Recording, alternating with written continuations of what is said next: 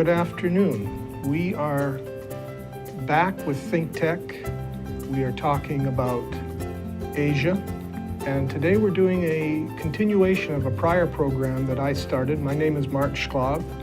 I am the host of Law Across the Sea, and today we're reviewing and going back and talking a little bit more about Vietnam with Chuck Crumpton. And Chuck is an attorney, although he likes to be known more as a mediator and an arbitrator. And he has spent a lot of time in Vietnam, postgraduate and professionally, and has made many contacts in Vietnam and has continued them to this day and has learned a lot about it, worked there, lived there, and really has a passion for Vietnam. And we're going to ask him, put him on the spot a little bit, ask him some questions about Vietnam. And Chuck, good to see you again. Welcome. Mark, a pleasure. Good to be back with you. Vietnam has, it's in the news a lot now. And last time we spoke about this, about a month ago on Law Across the Sea, it seemed to me that Vietnam's kind of coming out of its shell and is having a little more relations with the outside world than during the times when we grew up. What's going on with Vietnam? What's happening over there politically and within the country with its people? What's happening? A large and compound set of questions. Yeah. Well, I said I'd put you on the spot. Yeah. Well, I think it's kind of been evolving in the sense that Vietnam has always envisioned itself as having an important role, a constructive role, and a different and very independent role in Southeast Asia.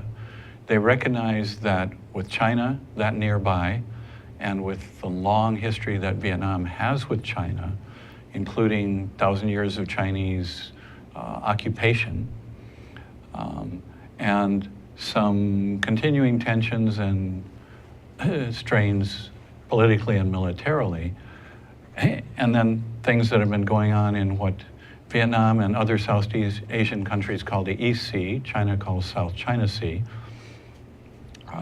There are just a lot of reasons for Vietnam to enable its relationships to become more public, more visible, and more connected on a larger and more international scale.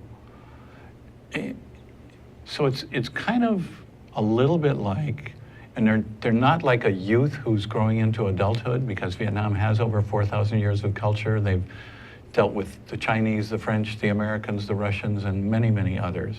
So they're certainly not unsophisticated, but they recognize their size, their history, their economic and political background, and some of the things that may restrict or limit their ability to have influence internationally.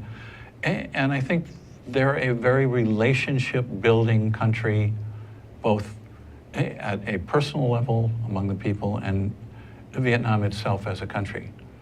And it's a very different approach to international politics than most Western countries use. It is, however, when you think about it, the approach to politics and economics and military relations that really makes the most sense for sustainability.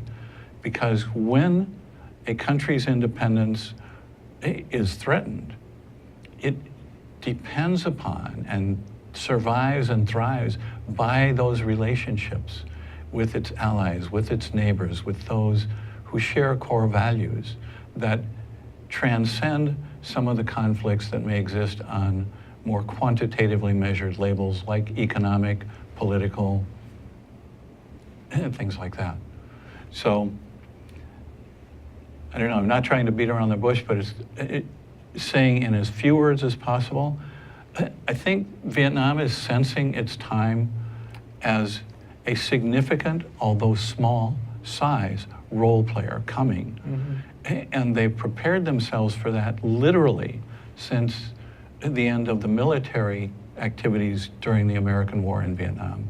And that's 41 years now. Mm-hmm. So that's it is not a youth, it's not a teenager. This is a middle-aged, growing entity that's entering the stage with the experience and sophistication in history of someone who knows itself, who knows its neighbors, who reads people and other countries and organizations pretty well, and is very well geared for survival and for sharing and teaching things that can be of huge benefit to younger countries, including the US. Well, you know, I sense that both the US and China are focusing on Vietnam. And I'm not sure why, and I kind of want to, I'd like you to tell me, because you say it's a small country. Now, you know, in my, what little I know is that China has often been at war with Vietnam in the past. The US was at war in Vietnam recently compared to China. And yet, there seems to be, maybe that's the relationships that you were talking about, but there also seems to be some friendliness towards both and some caution towards both. What is the feeling? I mean, why, first of all, I guess I want to ask you, why is the US and why are China both competing for Vietnam's attention? What's that about? Multi-part answer to that. I mean, that's a really astute perception, and I think a very accurate one. Recognizing that actually even after the end of the American War military hostilities, China actually had some military incidents with Vietnam, some border incidents after that. So things have not been comfortable on the military front or very much on the political front. And yet at the same time, you're exactly right about the duality in that Chinese businesses are extremely active and influential and large in Vietnam. There are those who think that the primary objective for that of China is to wield a level of influence that would enable them to exert a lot of pressure on Vietnam's choices and directions, politically, economically. My personal response, I'm kind of biased, good luck with that. They tried for 1,000 years and then they left. They've had some military skirmishes and that hasn't gone so well for them. They're doing what they're doing in the South China Sea and they're getting away with a lot over there, which is interesting because the countries that have the political and military force to exert some counter influence to that are decidedly and consciously and intentionally not doing so. First and foremost among those, the US. There are those who say the US is so intimidated by and afraid of China and offending China that it doesn't want to do anything to put them off. You know, I don't think we can totally discredit that. If you look at the conduct of China in the East Sea, the territorial acquisition, what has now been found by the International Court as utterly lacking in legal or historical basis, we haven't seen that kind of legally unjustified and historically unjustified expansion since World War II with Hitler, and some occasions by Japan. But to simply, and it's not even turning the other cheek, I mean, it's literally intentionally standing back and not taking a position. Why would the US not support the Philippines in the arbitration, given the common interest between the US and the Philippines, and certainly common interests that the US shares with other Asian countries? With respect to Vietnam specifically, they have an interest, I think it's, the Paracels, is that correct? Right, and the Spratlys. And the Spratlys. Right, and others. Those are islands off Vietnam, and I guess there may be oil-rich areas, and that may that have something to do with all of this? And by the way, From what I've read about Vietnam, they've never been afraid of the Chinese per se. That's true. They've always fought, and they've never been afraid of the United States. That's true too. Or the French, or the Russians. or They've anybody always else. fought. They might have been outgunned, Yeah. but they never backed down. Right. From what I could see. Right. And so But unlike us, the Vietnamese don't invade. right. They protect their own they defend people, their their own land, country. their Yeah, country. yeah. If somebody comes in and attempts to assert control in ways that are not supportive of the best interests of the people and country of Vietnam, Vietnam will resist Right. in whatever ways it finds effective.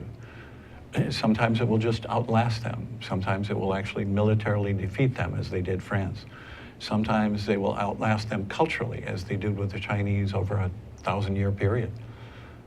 Develop their own language and some of those things. I want to talk a little bit about the South China Sea, or the EC, EC, or whatever okay. it's called. But before I go there, so we have China trying to continue or to get great influence in Vietnam of some sort, perhaps. And the U.S. has this pivot towards Asia, as it's called, and maybe they're trying to get trade or Absolutely.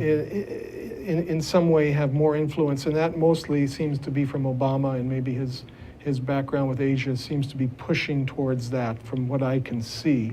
So you have those two great powers competing for influence and trade, perhaps, and I think that I can understand that. Now, what does Vietnam want from China and the U.S.? What is, I mean, is it just playing them off against each other, or is there more to it? What's That is another astute perception. We need to remember historically that Ho Chi Minh's plan at the end of the American War was to essentially play the Chinese off against the Russians, to ally with the Americans, and to rebuild and redevelop the country with the Americans' participation and support, not as dominant one way or the other, but as partners. And people forget that Vietnam's Vietnam's Constitution and essentially Bill of Rights Declaration of Independence draw very heavily from ours. And that Ho Chi Minh, during his time in France, in Paris, was extremely strongly influenced by Hamilton and Franklin and Paine and the American thinkers of the 18th century, and their thoughts about the connection between equality and independence as the source of sustainability of a country. And Ho Chi Minh was wise enough to see the common ground with socialism and the ability to use that common ground to coexist even with Russian communism for a sufficient period of time to become free of it and to wave goodbye to the Russians as they had to the French, the Americans, and the Chinese before. So your perception about sort of playing off and striving for their own independence, I think is spot on from the history of Vietnam, from the leadership that has been given, and from the things that have worked for them in the past.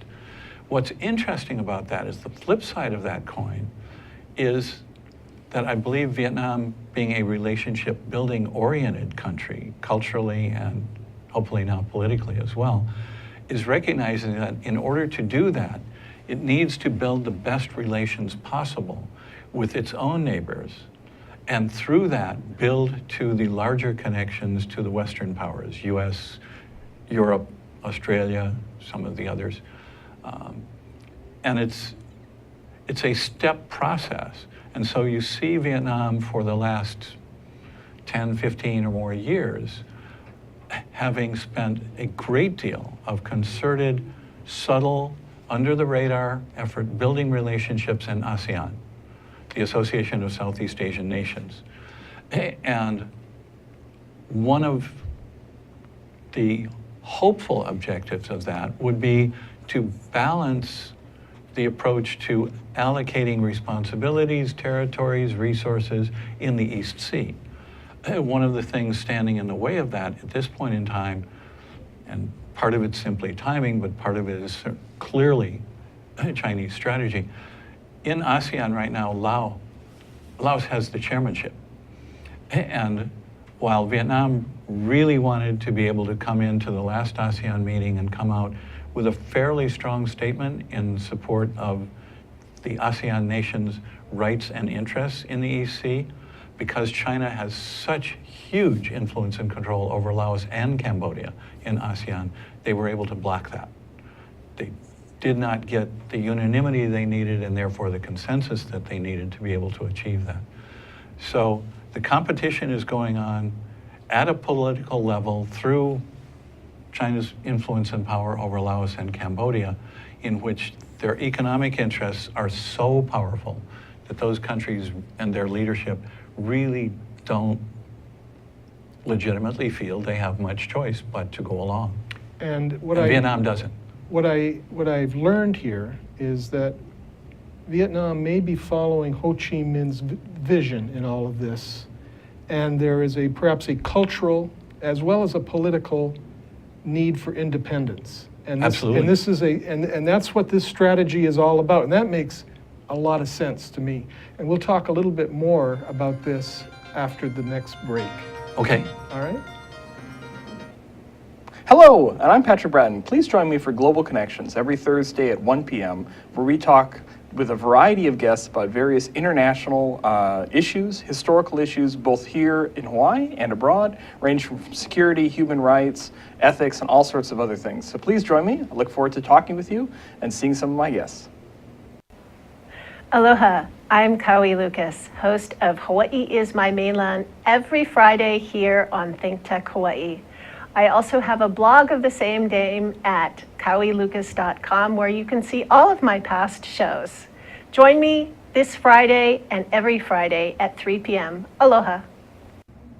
Aloha! How you doing? Welcome to Hibachi Talk. I'm here, Gordo the Tech Czar on Think Tech Hawaii, and I'm here with my good old buddy Andrew, the security guy. Hey everybody, how you doing? Aloha.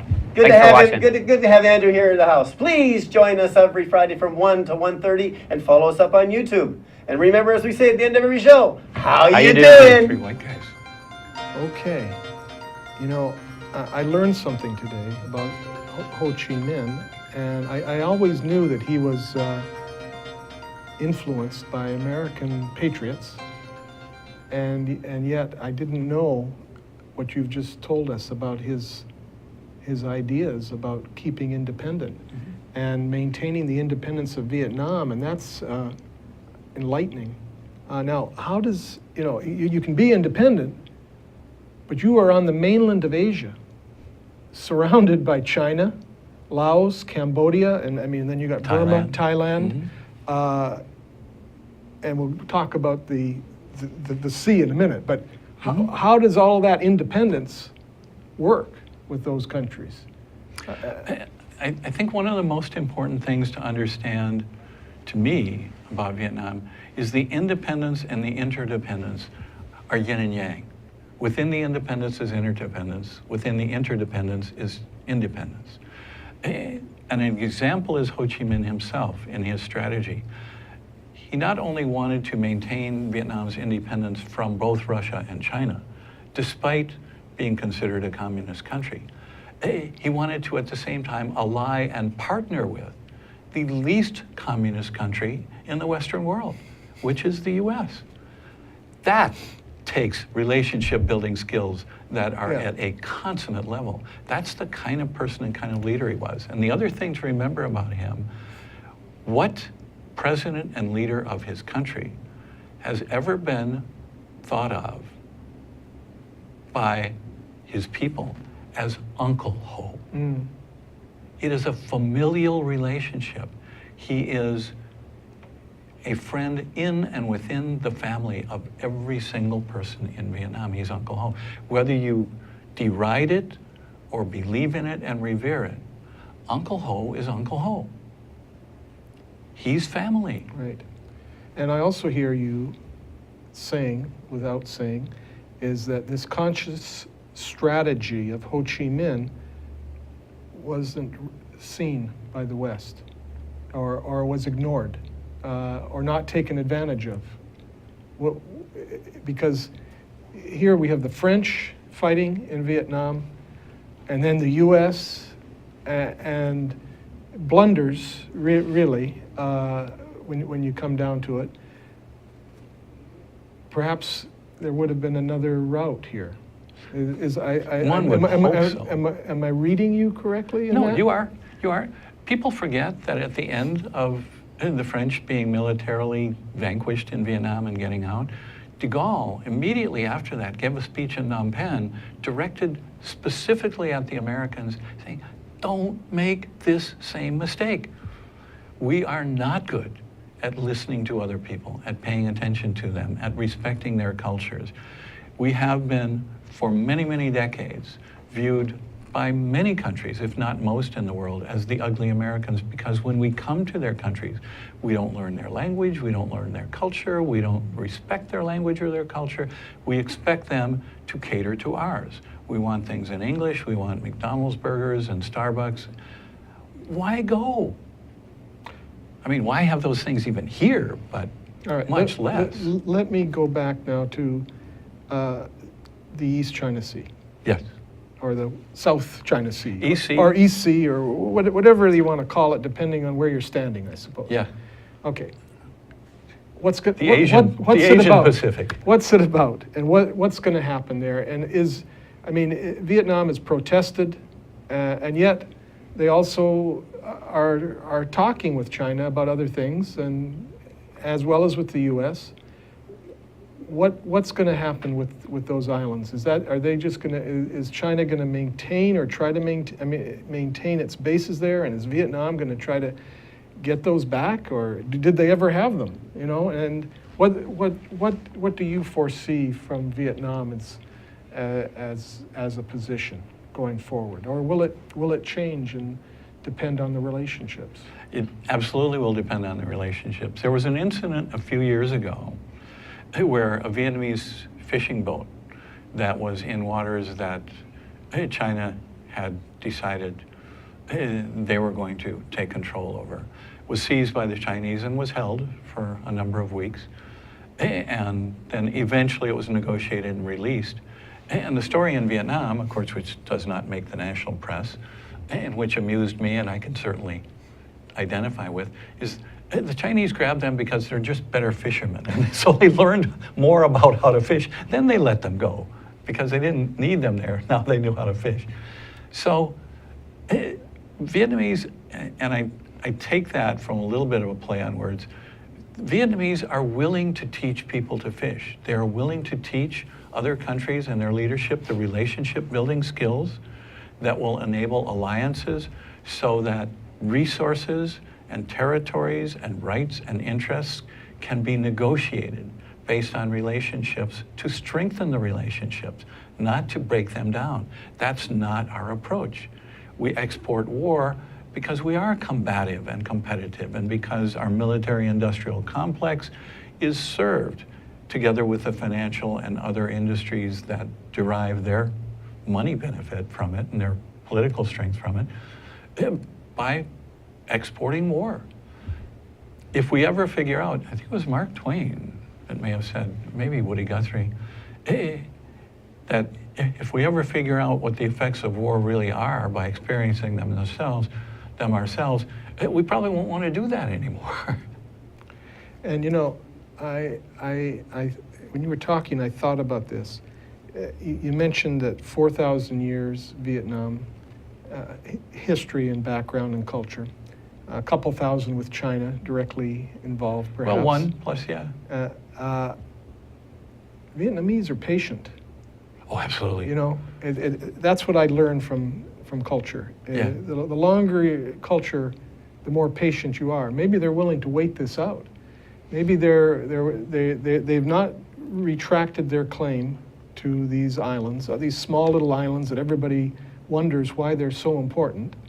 And China is, you know, developing bases on them. They haven't given those up, but they're not taking action. They're waiting, perhaps. Yeah. Is that a correct observation? True. I mean, why get yourself shot? You know, why jump into the ring with a 300-pound WWF wrestler if you're a skinny little 110-pound guy? there are different ways to approach the situation. And I think you're exactly right, and that's spot on perception. The Vietnamese are extremely patient.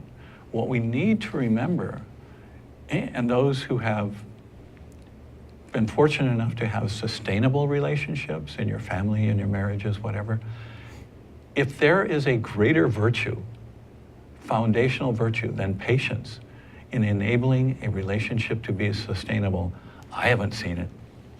And the Vietnamese know that, and they live that. They won the war that the Americans participated in by simply outlasting them and by taking control of their homeland in a way that enabled them to maintain the connections to their land and their people. And we never were able to break that connection. We wanted immediate gratification, and Vietnamese were saying, we'll wait 1,000 years. Yeah. Now, let me ask you. It's true. That's what we do. To close off here, we have to look at the current leadership in Vietnam. Are they following Ho Chi Minh? Are they following that strategy and vision? What are their plans going forward for Vietnam? You know, that's a great question, and probably one that's worth leading into another show with, because leadership evolution in Vietnam has become much more complex. It's not straight party driven anymore. The party is still the primary influence, Right. but look how young Vietnam's president is. Look how internationally he has connected, not only with President Obama, but with others who are not at all communist, about as anti-communist as you'd ever want to get. They're really comfortable with that. They are relationship builders. They are able to be comfortable in the WTO, in the United Nations, with people of any background, because they're open to people, because they are patient, because they recognize everybody brings value to the table, and because they're round table negotiators, not square table negotiators. Everybody sits at the table with equal spiritual value. Whether they may have more political, economic leverage is another matter over which they have no control. But spiritually, their value is worth respecting and honoring. That's who they are. I kind of sense that maybe your desire to be an arbitrator and a mediator flows from that philosophy, that perhaps you It helped me become a reformed attorney. Yes, indeed. All right. Well, thanks, Chuck. Mark, a I pleasure as appreciate it. always. I love to learn about Vietnam, and I learned a lot today from you. Thank you very much. Thank you. Pleasure, as always.